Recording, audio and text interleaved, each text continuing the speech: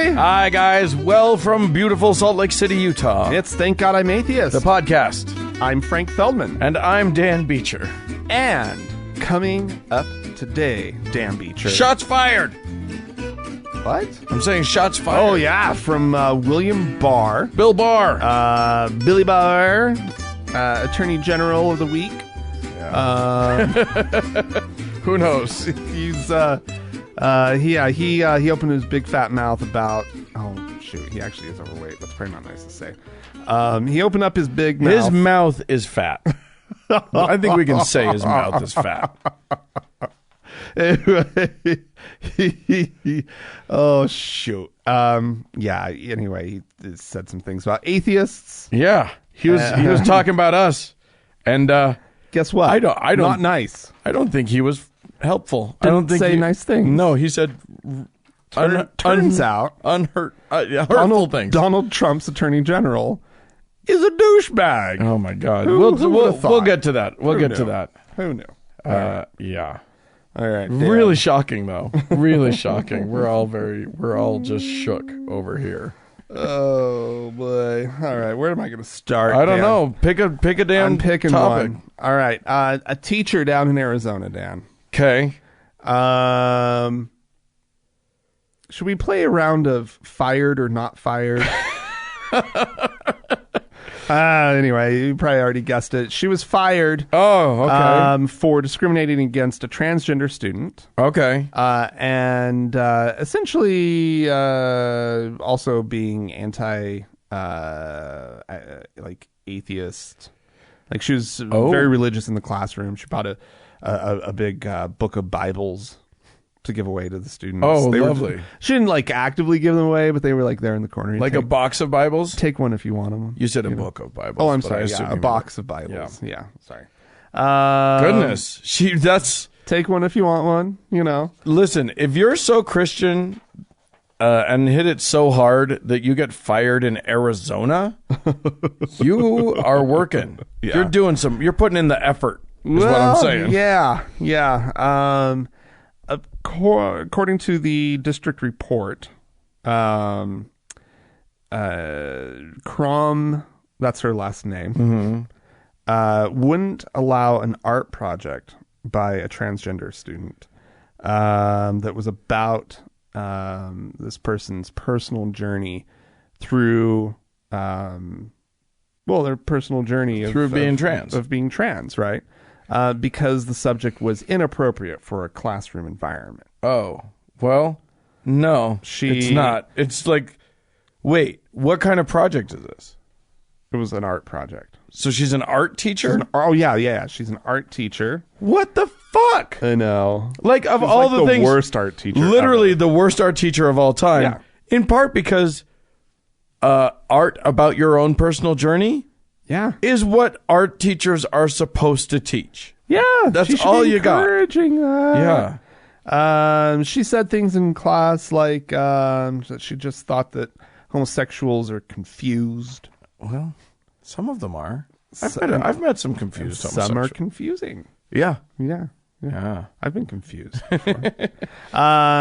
No, she but she also wasn't smart enough that when the principal in the district came a knocking to sort of change her story or deny or whatever. Oh, yeah. No, she doubled down.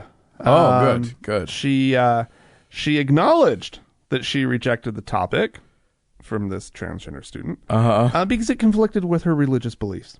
Wow. It's like she wanted to get fired. Yeah, she was trying.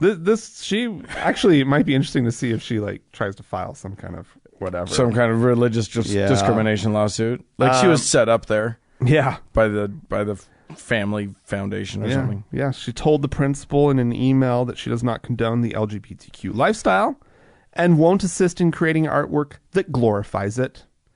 Either this topic is the priority or the word of God is. Well, you work for a public school, so it's the first one. She gave the student a 0 out of possible 50 points. Oh, shit. Telling the principal that a higher grade would violate her conscience. Oh, my God.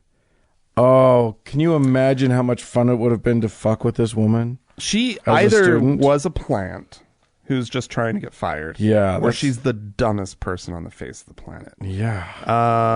Let's see. The district's report outlined some other allegations that students brought forward Oh, good. about feeling uncomfortable in her class. Yeah. One If student, she's like handing out Bibles, yeah.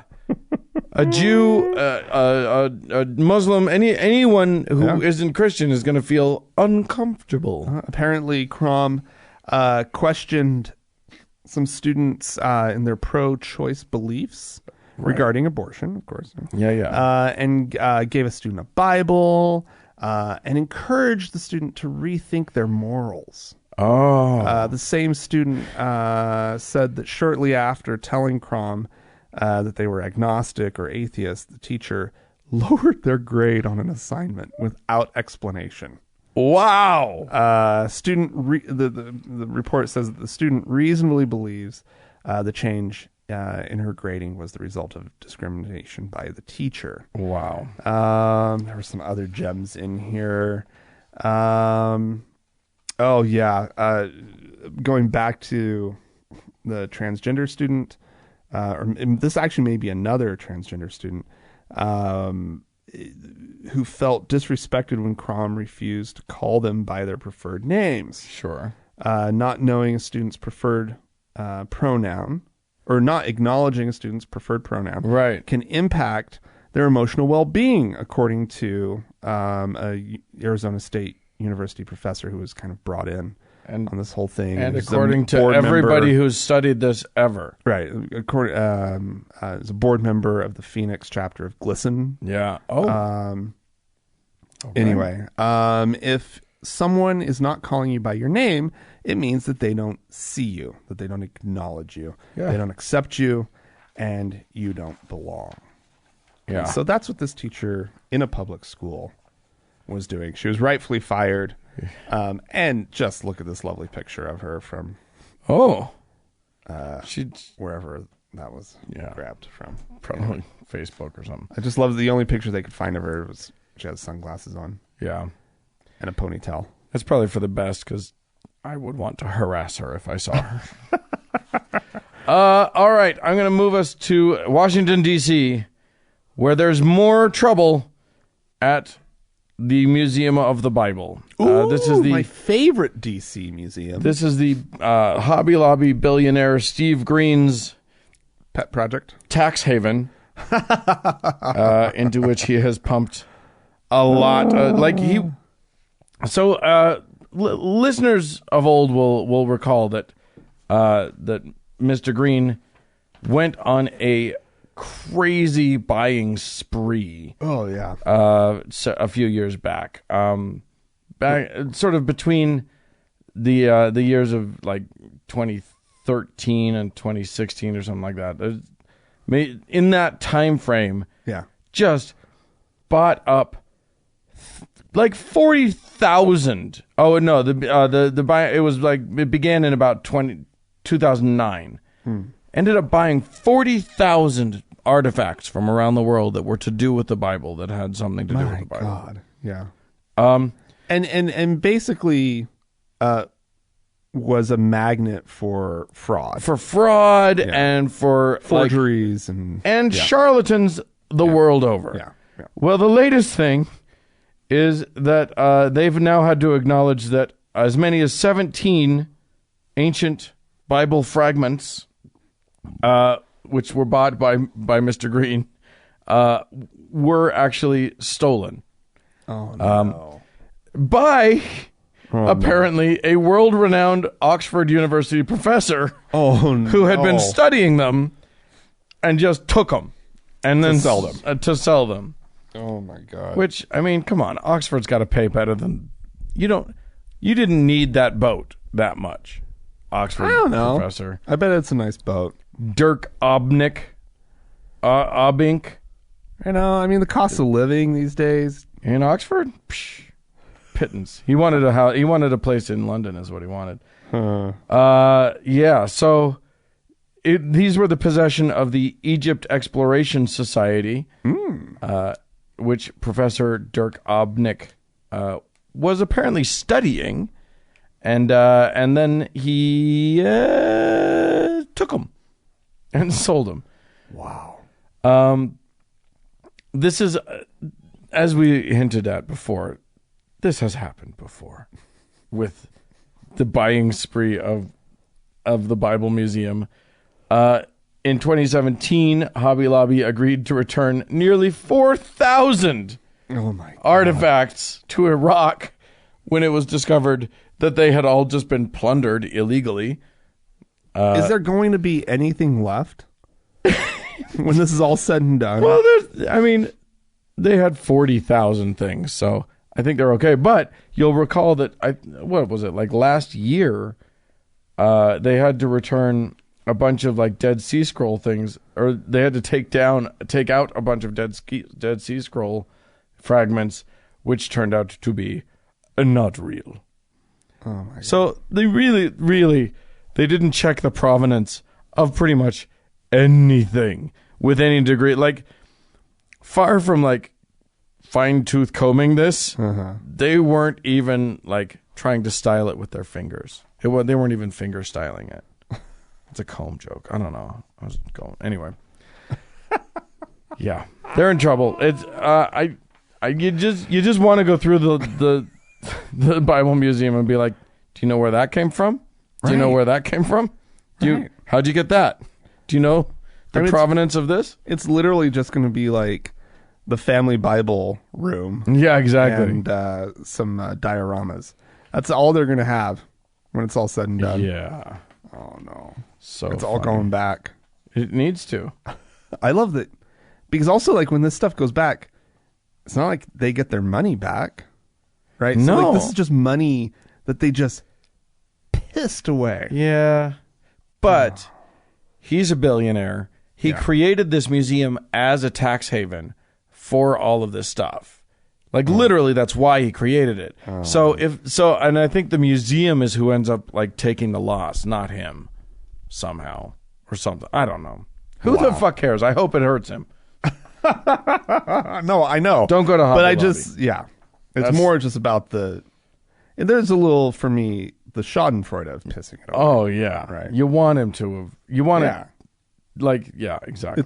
It's delightful, but it also makes me sad when people are, when it's literally just wasted. And he's trading and people and like a bunch of colonialist sort of white folks are trading in antiquities that rightfully belong in the Middle East, right, and stuff. Yeah. Or at least have been procured through proper channels. And, et cetera, et cetera. Right. Like, it's okay to have an artifact, from a different culture or a different place, as long as it wasn't stolen from that place. Right. Yeah, exactly. And those people. Right. But anything that was like before 1900 was considered just fine anyway. Go to the British Museum and and there's nothing from Britain there. It's all just stuff that was like, well, we went there and we took it. Yeah. But it was before we knew that was stealing, so we get to keep it. That was wrong. We didn't know there were actual humans there. They were all brown and dirty, and we thought that they didn't count. Well, they didn't think that they... Yeah, I know. I'm saying. Yeah. All right. Diane. What? Oh, Uganda, Dan. Oh, God. Don't please... When we bring up Uganda... Nothing good. A number of other African nations on this show... It's so sad. But Uganda's really... it's not going to be good. Uganda's really on the forefront of... they're pushing the envelope. They've got high principles and values that they need to protect. It should be noted, a largely Christian nation. Yeah, I was just about to say that. A conservative Christian nation, I guess we should say, right? Yeah. Alabama wishes they were Uganda. Like, Alabama is like a liberal haven compared to Uganda. I was trying to figure out how to make a certain joke, but it just wouldn't work. All right. See, this is the problem with us not scripting our show. Right. We can't make the We can't sit I and can't stew over figure out the joke. I can't figure out how to make the white people in Alabama wanting to be Uganda. Wanting to be yeah, exactly. How that joke works Yeah. in a way that's not just going to be wretchedly offensive off the top of my head. Yeah. So nope. Sorry, guys. You got nothing on that. There's something there. There's something there. I can't figure it out quickly. Yeah, exactly. The way to craft that joke, you have to make the Alabamans the racists, not you. And I'm not sure you can pull it off. Or actually, another joke would be Uganda going, "No, please don't make us Alabama." Well, yeah. Anyway, what's going on in Uganda today? Well, actually, it's more of something that they want to have happen. Okay. That they're threatening to have happen. Uh-huh. Oh, golly gee, Dan. They don't like gay people. No. I think that's the long and the short of it. They've been there's a clear new on that law. front. So there was a bill that was ruled unconstitutional by a court back in 2014 that would have introduced capital punishment for gay sex. That's right. We did talk about that. We I think. did. The death penalty just for having had gay sex. Now the parliament is wanting to bring that bill back. Oh. And they are, according to a member of parliament who says, "We are putting our act together. Just give us a bit more time. Just give us some time. We need a law that defends and protects our values." Oh God. Of hatred. Yeah. Right. You added the of hatred part. Oh, did I? Maybe. I don't know. Maybe not. It's, the article that I'm referring to for this came from The Guardian. And it says that, they acknowledge that homosexuality is illegal in most countries in Africa. A handful of African nations actually have sort of life imprisonment or the death penalty for gay acts. Gay sex, I guess. Bumming. A little bit of pleasant bumming. Yeah, because gay acts, there's a lot of things you can do as a gay man. Right. I mean, you know. It's not all gay sex all the time. I have drag Just so queen you know, friends who everyone. have lovely gay acts, but I don't think they deserve the death penalty for it. Yeah. So in Uganda, at the moment, homosexual sex is it's just punishable, by life imprisonment. That's right. all. So it's not. You skate off basically scot-free. It's not exactly. You totally just get away with it. Yeah. All you have to do is live the rest of your life imprisoned with a bunch of other men. That's interesting. Who knows? Might work out for you. Depending on who makes the movie. That could be fun. Anyway, go on. Yeah. So let's see. Simon Lokodo. He's Uganda's state minister for ethics and integrity. Oh, goodness. Said that the bill had his personal backing. Certainly, I support the bill. We can't allow the recruitment and promotion of homosexuality in Uganda. It's a principle. Yeah. He has previously described homosexuality as not natural to Ugandans. Right. And he claimed that there was a massive recruitment campaign in the schools. That sounds totally likely. Yeah. That they're recruiting. You gays in your recruiting. You're always recruiting. You're always out there recruiting. Well, you got to keep the numbers up. You gotta go for it. Keep the numbers up. And there's a great commission. It's and you hit your numbers. It used to be a toaster. Now I think you get like a big screen TV, don't you? If you get the right numbers. Oh yeah. You work up to the pink Cadillac eventually. You got to. Did I get it? Oh, I'm sorry. That I pisses didn't. me off. Oh, Mary Kay. All right. I'm going to take us to Australia, where lest we think, every now and then you and I descend into the fallacy that the Anglicans are the nice people in the Christian world.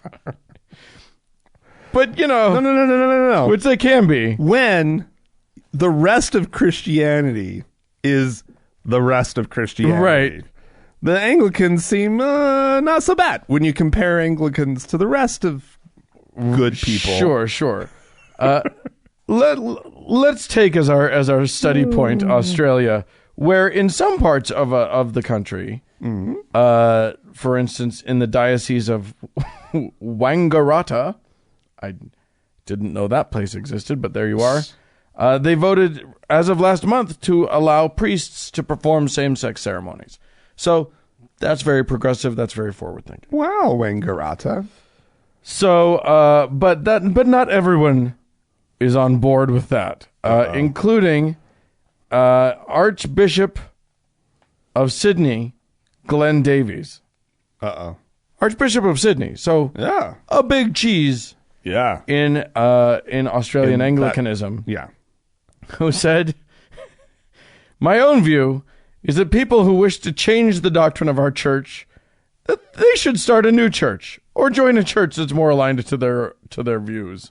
But do not ruin the Anglican Church by abandoning the plain teaching of Scripture. No. Please leave us. We have far too much work to do in evangelizing Australia to be distracted by the constant pressure to change our doctrine in order to satisfy the lusts and pleasures of the world." Wow. I mean, he's not wrong. If you want, he's not wrong. He's not wrong. Absolutely. If you think that gay people deserve rights and should probably be treated well and whatever, please leave the church. Yeah. Please. He's not wrong. Please do. We agree with this statement. It's just he's just a dick for saying it. Complete asshole. Yeah. But you know. But yes, organizations also change over time, and evolve, and and any organization that wants to, continue to exist has to keep up with the mores of the time. It's ruining the church, Frank. You know what's ruining the church? Please don't ruin the church. Ruining an organization is, they should understand it strictly from a numbers perspective. They should. They don't. But he clearly is willing to lose the numbers. Then he's the one ruining his organization. Yeah, the truth is that what he's saying is don't ruin all the shit I grew up with. Right. I don't want to have to think about any of this, that's what conservatism as a concept is. Yeah. Keep everything as it was when I learned it. Right. And it's a mindset that is, it's what, when it's allowed to go all the way, it's what's like having a really, really negative impact on our country right now. Yeah. Because it's all the way at the end of the pendulum swing. Right. And it's also this made up thing of what they thought things were. Right. Yeah. Because there were no gays in the 50s. Believe me. I'm sure there weren't. Nope. They didn't. It was all mom and apple pie back then. Just everyone was happy, and no one had any complaints. Damn. Yeah. I've got another one of these stories that the outcome is a good outcome because nothing happened. And in this case, that's the best kind of story. Yeah. And usually that means I'm talking about the U.S. Supreme Court. Oh God, yes. Oh my God. The best stories of the U.S. Supreme Court these days are the current ones court, yes, where nothing happens. Right. Because best case we don't scenario, want them making decisions right now. Yeah, exactly. The best case scenario is is nothing gets into that courtroom. Nothing. They declined to hear a Bible in schools case. It's actually one that we've talked about on the show before. Oh, I believe because it seems like I remember a lot of these details. Anyway, the Freedom from Religion Foundation. Yeah. The FUFRF. Our friends at the FUFRF. They had this case that they were seeking to end this program at the school in Mercer County, which is where? I don't know. Somewhere. Mercer County. Everybody knows Mercer County. Sure. Where they had this these classes, right, in elementary school and middle school, and basically throughout the whole thing, and in high school, where it was basically a Sunday school class that was going on for 1 hour a day. Okay. And it was an opt-in thing. It was optional. Sure. But the parent who was bringing this case forward actually ended up removing her child from the schools. Yes, I do remember this because she didn't want her to have to face the ostracism that she knew would take place. And I've applied her to it. I don't even know if that's correct. I don't know if the article actually reveals the gender of the child. But nonetheless, so basically the case was she shouldn't have to do this, right? Because this program of this religious program being taught in the schools. This wasn't like our Utah listeners will be familiar, and former Mormon listeners will be familiar with how the Mormons do it, which is they have a building right next to the school. Right, yes. And the kids are released for an hour to go to, quote unquote, seminary. Right. Which is what they call these religious classes. Or they can go early morning before Or they can go before school or whatever. This was legitimately part of the school's program. It was being paid for, I believe, by the schools, because the schools ended up, laying off the teachers. Right. Well, anyway, because the Supreme Court refused to hear the appeal, which had been filed by the First Liberty Institute. Okay. Which is basically conservative Christianity's version of the FERFERF. Yeah. Where they're just they want to run these cases that push religion in the schools and There's sort of the spearhead of Christian rights, Project Blitz or whatever. Yeah, exactly. Well, anyway, the FERFERF has called this refusal to hear the appeal as a resounding victory for the state's church watch, or yes, for them. Yeah. The decision will stand as a precedent, ensuring that people who are harmed by religious indoctrination in their community can pursue legal action to end those legal practices. Because yes, the lower court had sided with the FERFERF. Right. So the Supreme's not taking it, not taking the case means that the lower court ruling stands as law. Yeah, as law.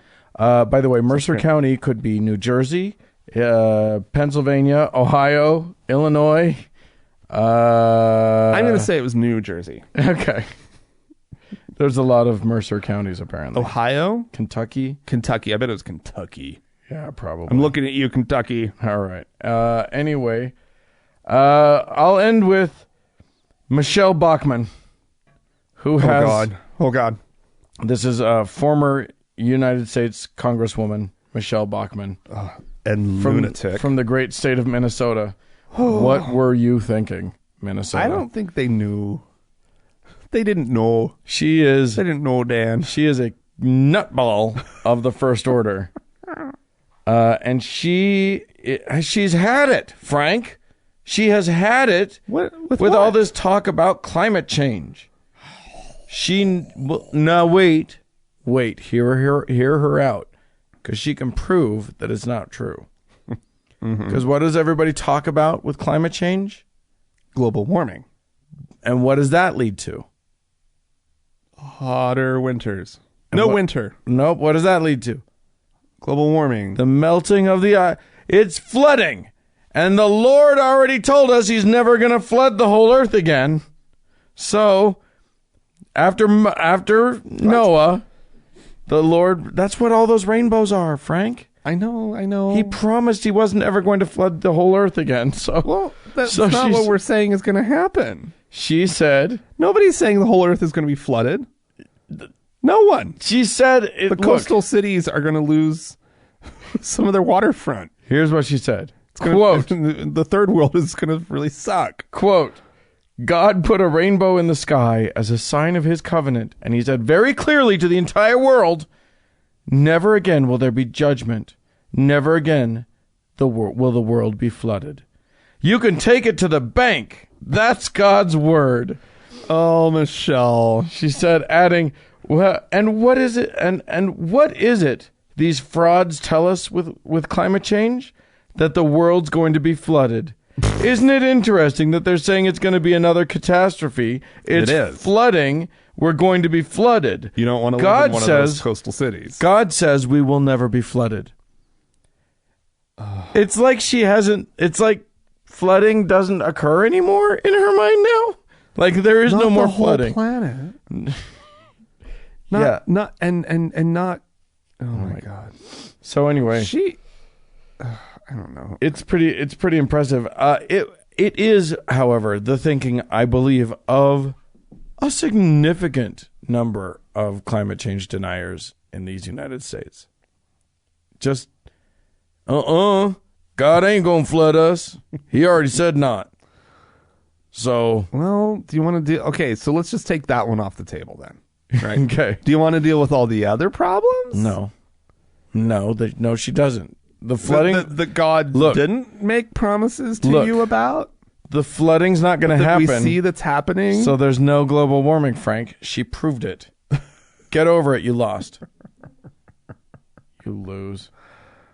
Anyway. Michele Bachmann. Yeah, she's a Why peach. do we have to keep hearing her name? I kind of love it. I kind of love her. She's got that look on her face. That sort of stunned suburban housewife look on her face at all times, like she will call the manager over, but she doesn't quite know what to say to them. Well, she's not a full Karen. She doesn't really understand her complaint yet. She just knows she's upset. Michelle. She is a Michelle. Michelle. Karen has some complaints. Yeah. Michelle's like, well, this young man did not get me the kind of pantsuit I was looking. Ma'am, this is a grocery store. I just think that's bad customer service. I don't. The Lord would never allow this. Oh. Anyway. Yeah. So there you go, everybody. If you think that maybe you have a better argument than Michele Bachmann for why global warming isn't coming, but it's biblical, send it to us. Podcast at thankgodimatheist.com. Or call and leave us a voicemail message. The telephone number is 424-666-8442. Yeah, hey, go to the Facebook page, facebook.com/TGIAtheist. And while you're there, search for the TGIA Members Only Lounge and request to join. It's a closed group. Yep. But we'll let you in. Yeah, we will.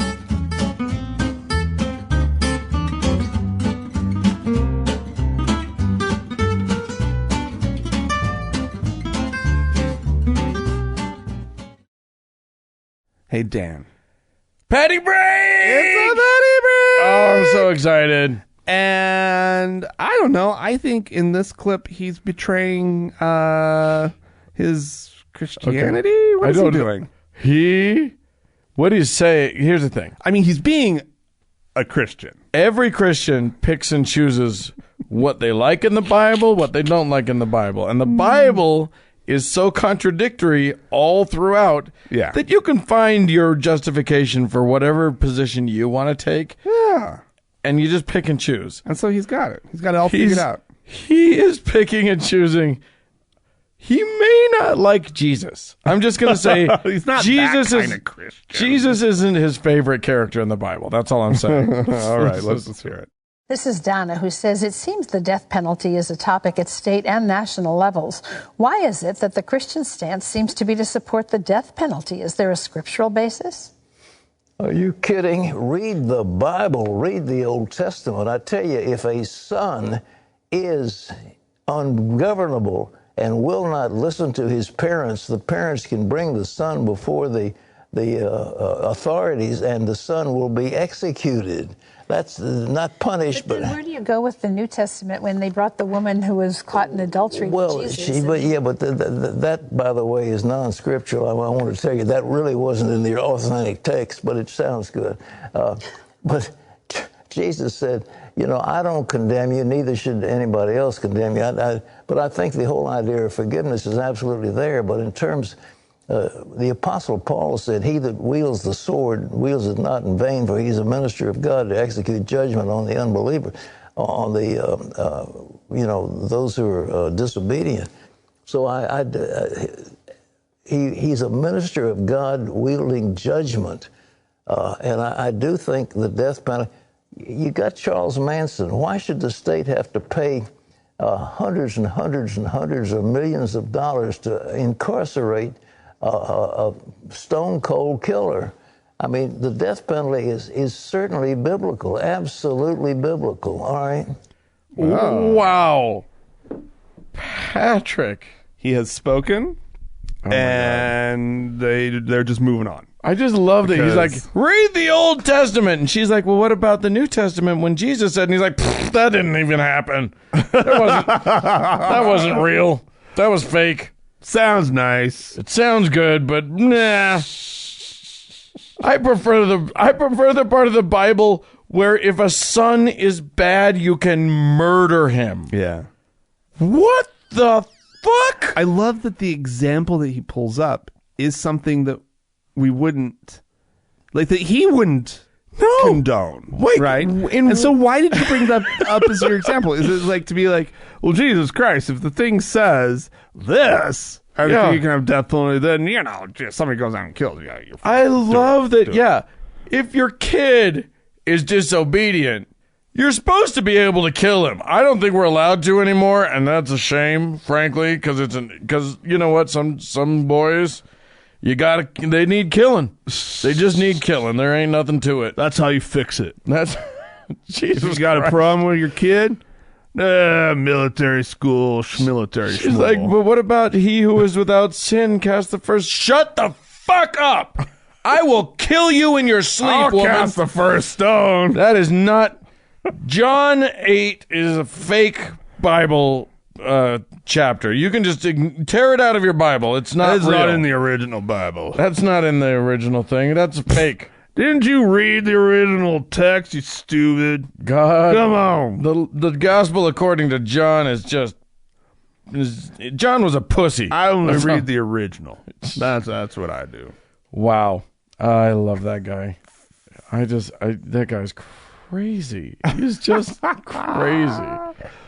All right. Soon he'll be dead. And soon, it's going to be sad. I will mourn a little bit. I won't actually. I'll mourn for the show. Yeah, I'll mourn for us, and I'll mourn all of the quotes that will no longer be pouring out of him like so much diarrhea. All right.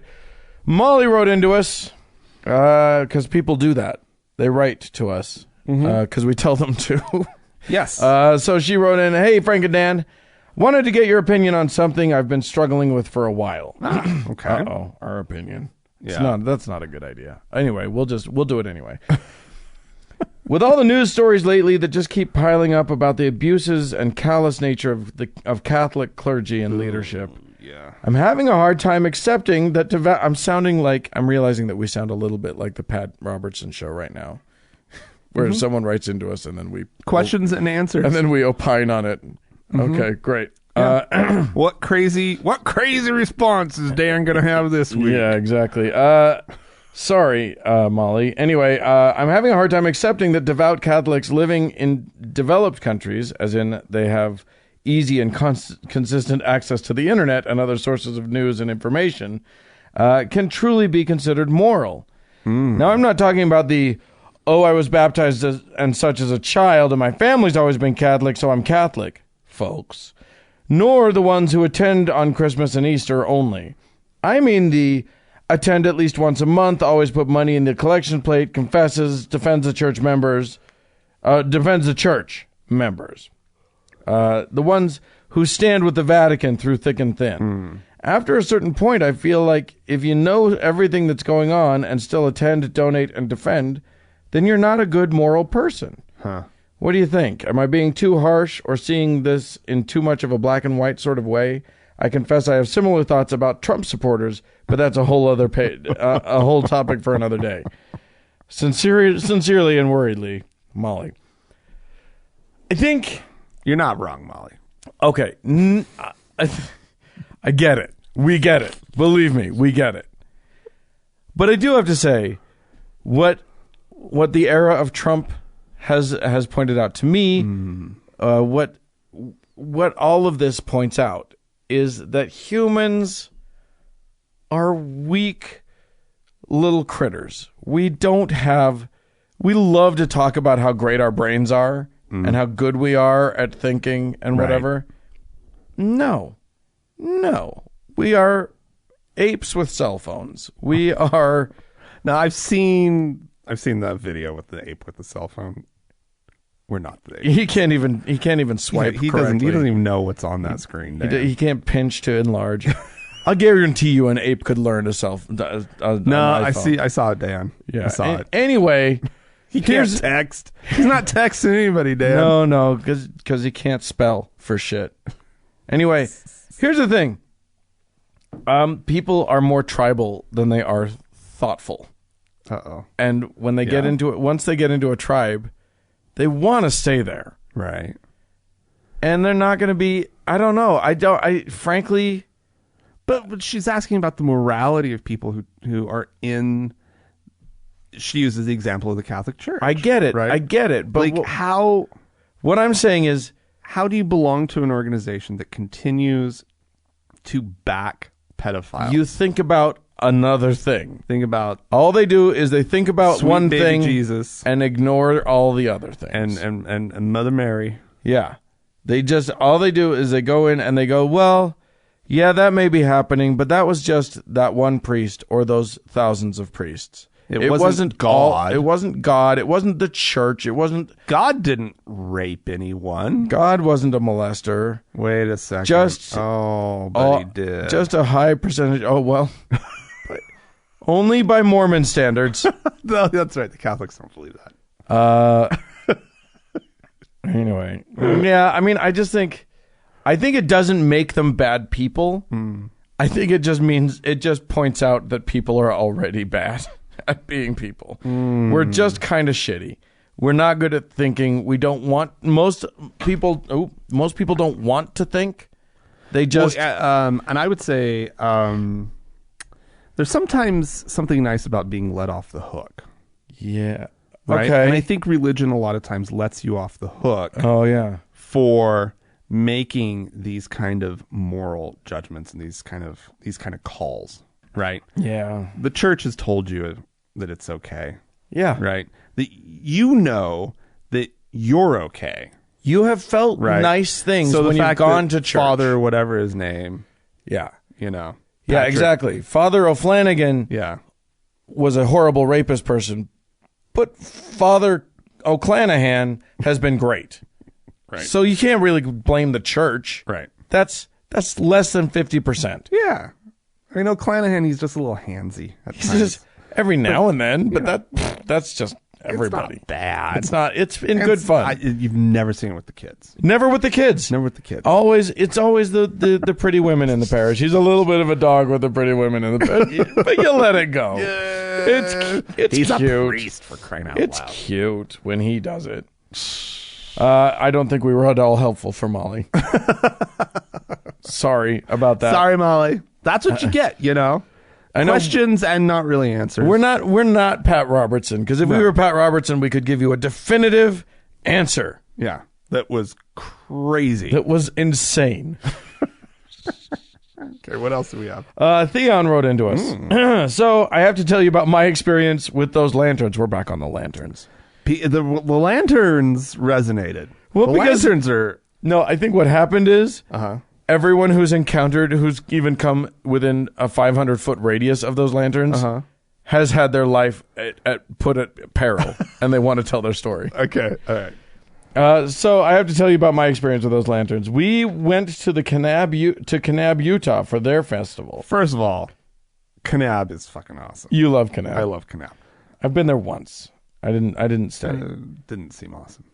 It's a very small town in very, very southern Utah. Yeah. They set up a bunch of tiki torches for people to light the lanterns in.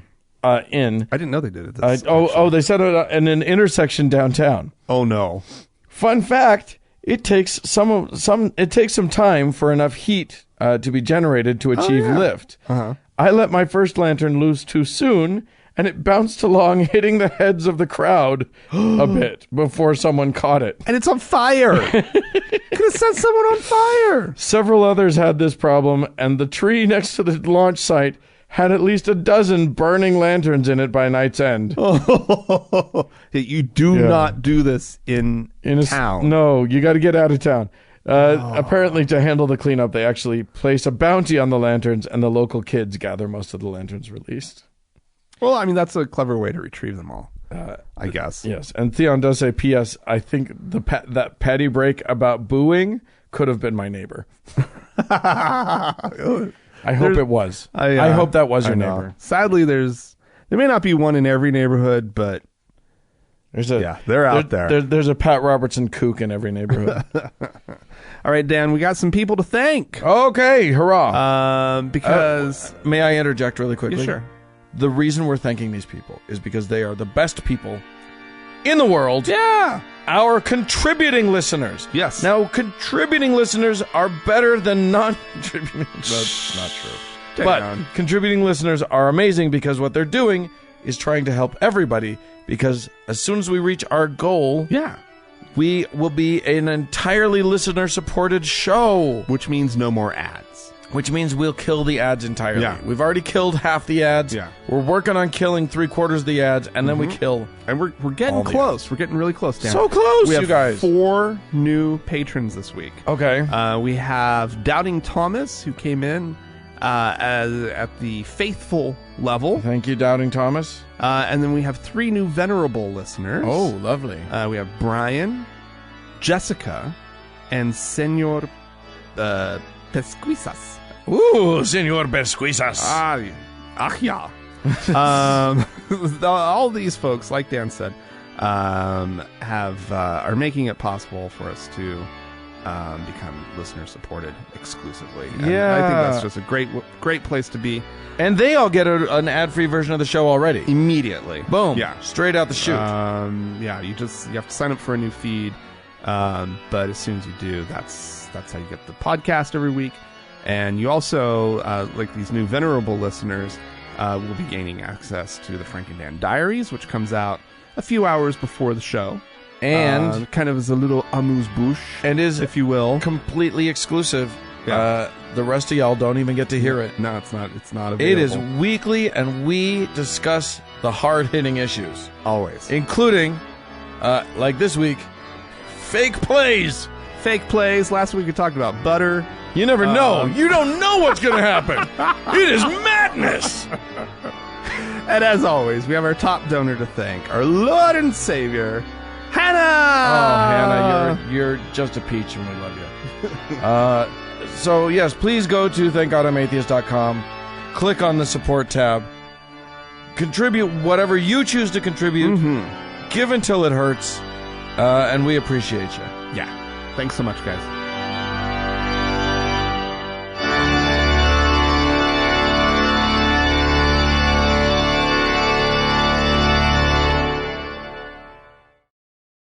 Hey, Dan. What? These United States. Yes. And this current administration. Yikes. Which has been filled with such lovely people as our current Attorney General, William Barr. Yeah, old Bill Barr. This administration isn't exactly a fan of non-religious type. And setting the bar low. Get it, Barr? It's Bill Barr. It's a low bar. Anyway, Bill Barr was at Notre Dame. Yeah. This week. Yeah, he was speaking to their law school. Yeah. Because he's a lawyer. See, he's the nation's top lawyer. And it's a Catholic school, and he's a Catholic. Yeah. Right? Everything seems to fit real nice here. Right. Anyway, the long and the short of it, I guess, would be... He figured out what's wrong with society. Yeah. He figured out the whole problem. Well, there's the rise of sort of atheism, of nuns. Believe me, it has people like this on edge. Terrified. Yeah. He knows that it's coming. He knows that the believers are losing influence. And so we're going to be hearing a lot of stuff like this. For crying out loud, we've always heard stupid nonsense said about atheists. But I have a feeling we're going to be hearing a lot more of it. Well, anyway, this is the quote that I think got everybody all up in arms. He says modern secularists dismiss this idea of morality as otherworldly superstition imposed by a killjoy clergy. But in fact, Judeo-Christian moral standards are the ultimate utilitarian for human conduct. Yeah, Bum, he bum, bum. he had a whole bunch of other priceless quotes. I will read one too. Because he is laying literally every societal ill that exists at the feet of the secular world. Right. This is a quote, along with the wreckage of the family, we are seeing record levels of depression and mental illness, dispirited young people, soaring suicide rates, increasing numbers of angry and alienated young males, an increase in senseless violence, and a deadly drug epidemic. All because of us, Dan. Yeah, he said over 70,000 people a year die from, or 70,000 people die a year from drug overdoses, but I won't dwell on the bitter results of the new secular age. Oh. Damn, buddy. Yeah. Damn. I like, there's a social experiment that the guys from the Scathing Atheists do in situations, in various situations, which they call Make It Black, where they say, let's take out one, like for instance, in this case, the word secular and add in the word black. Right. And see if it's okay to say it about anybody else. I mean, I get that it's actually different in this case because we have no morals as secular people. Right. And he did lament, the doctrine. He says, we see the growing ascendancy of secularism and the doctrine of moral relativism. Basically, every measure of this social pathology continues to gain ground, which, hooray, it is gaining ground. Yes. And he's acknowledging that. Yeah. But yeah, but like, why? How does an educated man, right? Yeah, sure. Maybe not a brilliant man, but an educated man, sure, right? How does he miss the point? Is it willful? Like is he actually pushing this narrative that's false? That we are rejecting morality? Yeah. Like, does he know that he's lying? Right? Does he know he's pushing? Is it because he thinks that's an easy line that people won't question, and so therefore, oh my God, it turns into this. They reject morality. Yeah, they reject morality because he's either sort of willful, like he's either lying. Right? Or he just fucking hasn't taken 2 seconds to actually think about it or to think about what we stand for typically. Listen, when the straw man is that tantalizing, why go looking for the reality? Why would you even bother to question anything? When the straw man is when the fruit hangs that low, you don't go looking around. You just pick it. And you just know that people are going to just fall for it? They're just going to eat it up with a spoon. Yeah, he loves this. But why not put forward a real argument, right? Because those are hard. Here's the thing. I haven't looked up if mental illness has actually gone up. I mean, certainly diagnoses have gone up because... I think that's the times and the age that we live in. Well, because there weren't any diagnoses before psychiatry was invented. Right, exactly. That's kind of what I mean. So it's gone up a bazillion percent because we actually understand some of the problems with the brain now. And as mental illness and just sort of just the need that most humans have to just talk through some issues with a professional, right? The destigmatizing of mental health care, right? As that continues to be destigmatized, right? Of course, there's going to be more people getting in and getting help and getting diagnosed, right? Exactly. Before it was just. All the people were crazy, but they kept it to themselves. Yeah. Or they, which I'm sure he much preferred. much better. It's Just much keep better. it to yourself. I don't know if what he says is true. I didn't actually look up if like suicide rates are up or like. I think the suicide rates are up. I didn't look up any of those things, Yeah. but it does seem like.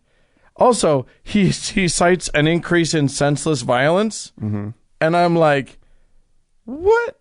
Actually, I think violent crime is down nationally. But if you look at like for instance, mass shootings, way up.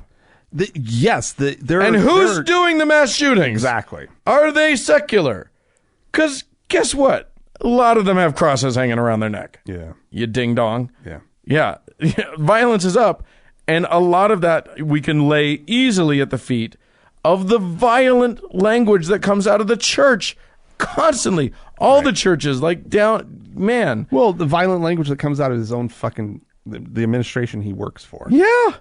Sorry. Go out and kill the gays. Go out and kill the people. Yeah. It's just, I mean, his fucking boss at a rally will gladly say, hey, somebody, if somebody yells out a complaint, somebody beat that guy up. Well, and that video that somebody produced, it was it's an image of Donald Trump going around shooting members of the media. Yeah. Right. From my understanding, I didn't follow the news. I haven't followed the the broader news very closely today because I was prepping more for the show. But as of the last time I heard, the administration still has not officially denounced it. No, they showed it, didn't they? Like anyway, I didn't actually follow it either. But they love it. They eat it up. Yeah. Violent crime violence may be coming, it may be up, it may get, but before you lay it at our feet, you have to look at who's doing the violence. Yeah, exactly. Anyway, you know what? Here's one of the things that I wanted to say. Okay, say it. He fired the first. He's the one firing these shots. Yeah. But we're being baited here to some extent, and I don't know that we should take that bait. I think that there's nothing wrong with us just saying, I think that he got this wrong and that wrong. No, absolutely. But what I'm saying is, what we shouldn't be doing is is the same thing, which is all Christians are bad. Because I kind of went to that place. I kind of went to that. All the pastors are saying pedophiles. Well, they're saying violent things over the pulpit because we see you and I see videos constantly because I'm checking all the places because we do this show. I see videos constantly of pastors over the pulpit saying, there's going to be civil war and we better be ready for the war and we're stocking up on guns and whatever. Right. But that's not all of Christianity, and we can't lay that at the feet of Christianity. That's bad. I'm pretty sure that's all of Christianity. You think all Christianity? Oh my God. Okay. No, Dan, I'm pretty sure. It's all I ever see. Well, there you go. It's true. It's true. Look, I do think the world would be better off without organized religion. I believe that. Yeah. And yet, I don't think all organized religion is culpable. So no, I know. So what I don't want us to do, and what I love is that our side tends, isn't always, but tends to be more honest about this sort of thing. Like just last week, I saw on Hemant Mehta's blog, The Friendly Atheist, there was a retraction of a poll or of a study that was done that made us look great, that made the secular world look great. It was something about kids who were raised in households that didn't have church were more altruistic and I've heard of that one. Yeah, turns out to be bogus. They got their numbers wrong. They did their math wrong. Somebody checked the math, went back to them and said the math is wrong on this. Right. And not only did the scientist who did the study retract it, and so did the journal, but Hemant pointed it out. Yeah, said, look, this made us look great, but it wasn't true. So I just think that kind of thing is really important. Yeah. It's important to just be honest. Yeah. And I like that I feel like our side does a better job of that. We don't always. No. But in general, I think we do a better job of that. And I'm patting us on the back. Good job. You evil, literally evil just secularist. patted yourself on the back. Yeah, I physically What did that. you do, Dan? I just said that into the microphone. All that stuff that I just So said. you just patted yourself on the back. Doing it again. I like me. Good job, me. Wow. I'm pleased with me. Oh, that's nice. I'm a good boy. Oh, damn. Well, ladies and gentlemen, if you're a good boy or a good girl, you can tell us about it. You can write into us, podcast@thankgodimatheist.com. Or if you're A bad boy. Yeah. You can call and leave us a voicemail message. The telephone number is 424-666-8442. Yeah. Go to the Facebook page, facebook.com/TGIAtheist, and click on the like button. And while there, search for the TGIA Members Only Lounge and request to join. It is a closed group, but we will let you in. Yeah. Hey, speaking of all of those places, thanks so much to Mackenzie for all of her hard work on the Facebook page. Thanks to Amy and Danny for their moderating of the Members Only Lounge. And a big thanks goes out to the Red Hot Club and to Gordon Johnston for the use of their music. And thanks to you, dear listener, for tuning in. Bye-bye.